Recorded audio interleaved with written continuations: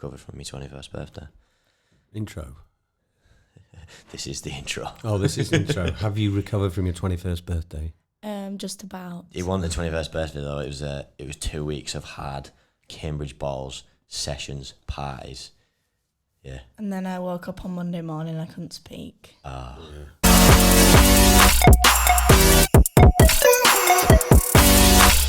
Just wax your lips are in. Welcome to the Neil and Nile podcast. We're back with a bang. This is episode number 4. We have a very, very special guest. Very special. Yay. My beautiful, wonderful sister, Joanna J. Wilson. Welcome Hello, Joanna. to the podcast. Hello. Hello. Good morning. We are here to morning. engage, inspire, and put a smile on your face every single day, aren't we, son? Absolutely, Daddy. It feels weird now because I'm here with my sonny and my daughter. Tea? Special guest. Who's your favourite? Right, we'll build up to that. I need to I want to ask you 1 or 2 questions later, and then we'll find out who's my favourite. So we're going to dive into, obviously, I want to jump straight in. Go on then. Joanna has just graduated at Cambridge University with a 2-1. Boom. Yes. Thank you That is very much. amazing. So are we going to talk about the graduation ceremony then, or?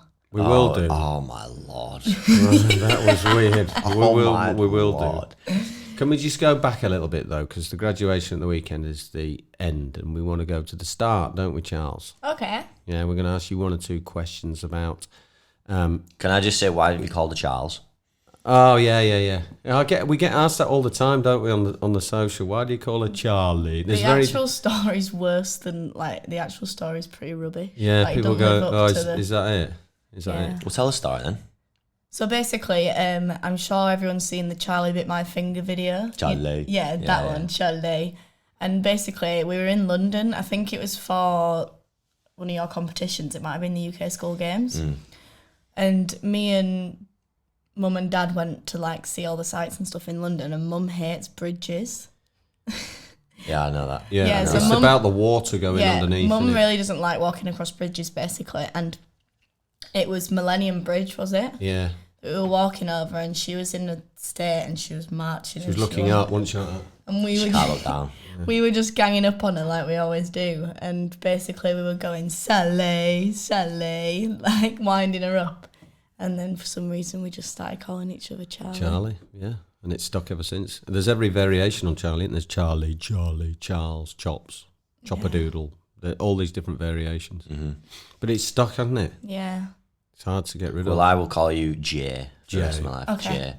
Yeah. Joanna Joanna J-A-Y. J. J-A-Y. Spelled J-A-Y, yeah. That's my middle name, not my first name. J-A-Y.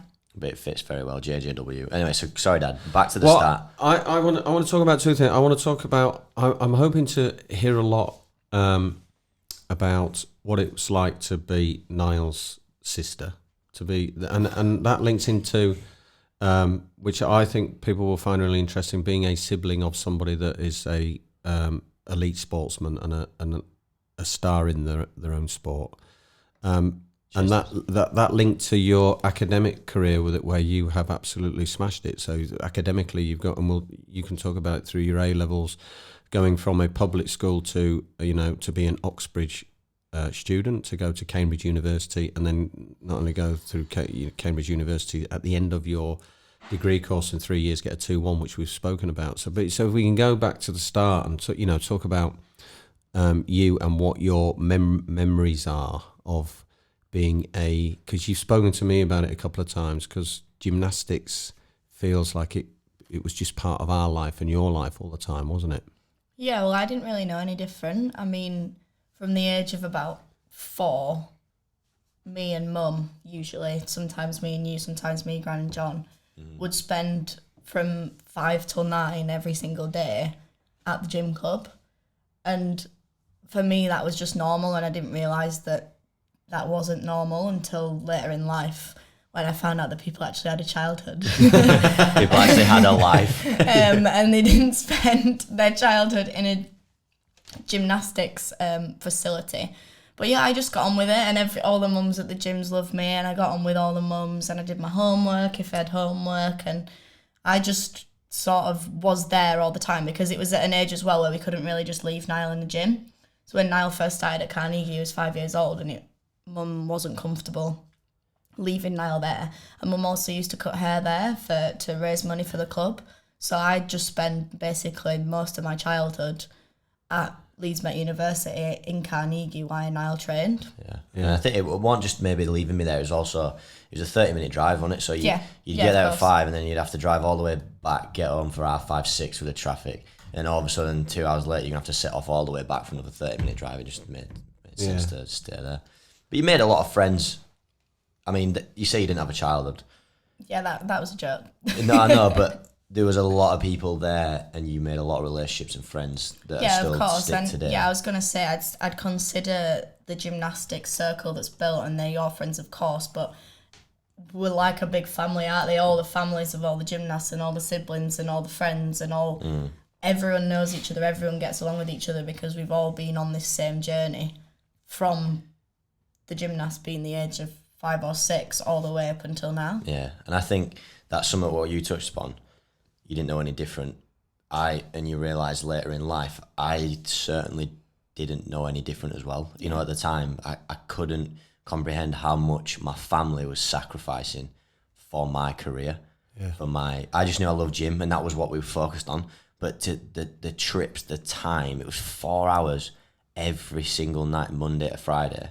You know, remember we got home from school, we were in the same primary school, eventually in the same high school. We used to get picked up at 3:10, go straight home, have to be at the gym for 5, have some food, drive straight to the gym, and 9 p.m, we get home at 9:30, 9:45, we'd all have tea at 10 o'clock at night. Yeah, that's one thing that sticks with me that people just can't believe when I still tell them is, so Dad worked full time as well. So by the time we were home from school, we'd not seen Dad because Dad was still at work. Yeah. And Dad, very rightly so, made this big thing about, okay, we're all going to sit and have dinner together because that's the only time in the day where we could all, as a family, sit down together. So the fact that from the age of 5 and 7, we ate our dinner at 9:30 at night, every single night.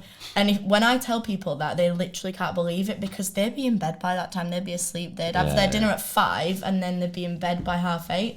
And that in itself was a huge sacrifice, and people might look at you and think, like, why did you do that? But I think for us, that makes us the family that we are as well, because we made that time to, as a unit, as a 4, every single night, sit down and spend that half an hour together. Yeah. Well, yeah, I'd say my relationship with my dad, with you, perhaps, it only really developed to what it is today from the age of 16 when I left school, because from when I started school at 5 to when I finished at 16, I spent more time with my gymnastics coach than my own dad.